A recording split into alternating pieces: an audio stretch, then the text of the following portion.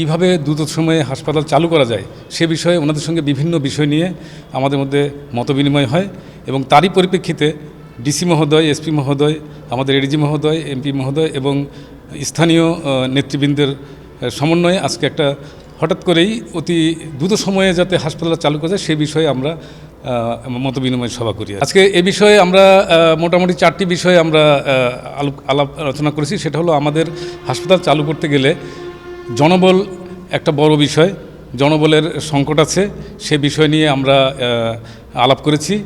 ডাক্তারের সংকট আছে এবং আমাদের যে সাপোর্টিং স্টাফের অনেক সংকট, সেটা নিয়েও আলাপ হয়েছে। সেই সাথে আমাদের যে মালামাল গ্রহণ করার যে প্রক্রিয়া, সেই বিষয়টি নিয়ে আমরা আলাপ করেছি এবং মালামাল গ্রহণ প্রক্রিয়াটা অতি দ্রুত সময়ের মধ্যেই আশা করা যায় যে এটা শেষ হয়ে যাবে, হয়তো 1 সপ্তাহ বা 2 সপ্তাহ সময় লাগবে। এই বিষয় নিয়েও আমাদের সাথে আলাপ হয়েছে এবং আমাদের যে ডাক্তার সাহেবরা যারা আছেন রিসিভ কমিটির মধ্যে, তারা মালামাল গ্রহণের প্রক্রিয়ার অলরেডি চলমান রয়েছে।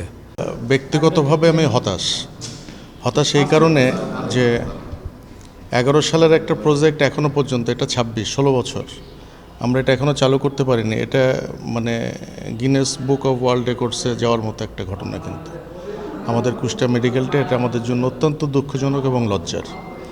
তো এখানে আমরা কতগুলো মেন প্রবলেমের সাথে একটা যেটা আমাদের জন্য একটু চিন্তার বিষয়, সেটা হলো যে আমাদের এখানে কিন্তু আর্মি ডিপ্লয়মেন্ট আছে এবং ওনারা এখানে ডিপ্লয়েড হচ্ছেন আমাদের জন্য, আমাদের নিরাপত্তা, সেফটি, সিকিউরিটির জন্য ওনারা এখানে ডিপ্লয়েড।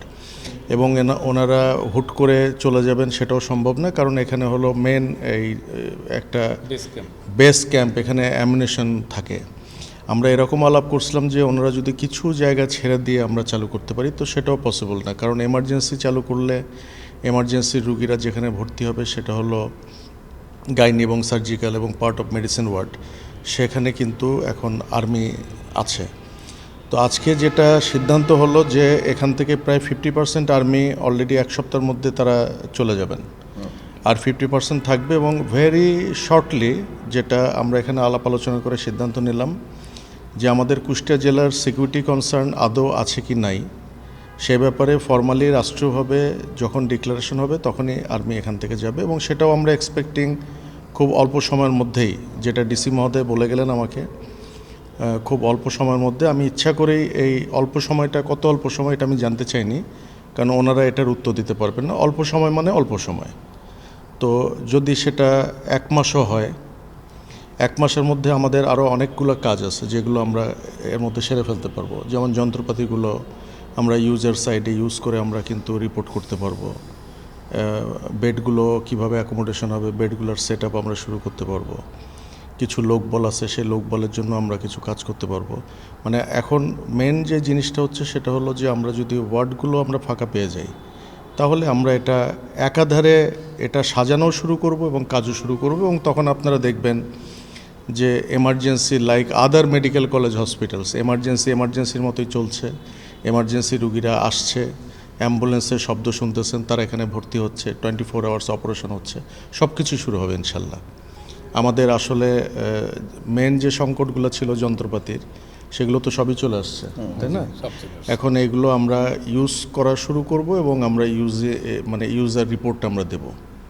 আর এর মধ্যে ফাংশনাল সার্ভে রিপোর্ট, আর এর মধ্যে আউটসোর্সিং অ্যাকচুয়ালি মানে স্টেপ বাই স্টেপ আমরা কিন্তু পাবো, এটা চলমান প্রক্রিয়া।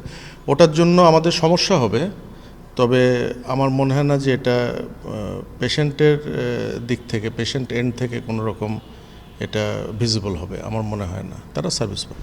স্পেসিফিকেশন অনুযায়ী যন্ত্রপাতিগুলো আমাদের এখানে আসছে কি না, এটার একমাত্র সার্টিফিকেট, অফিসিয়ালি সার্টিফিকেট দেয় কিন্তু নিমেও।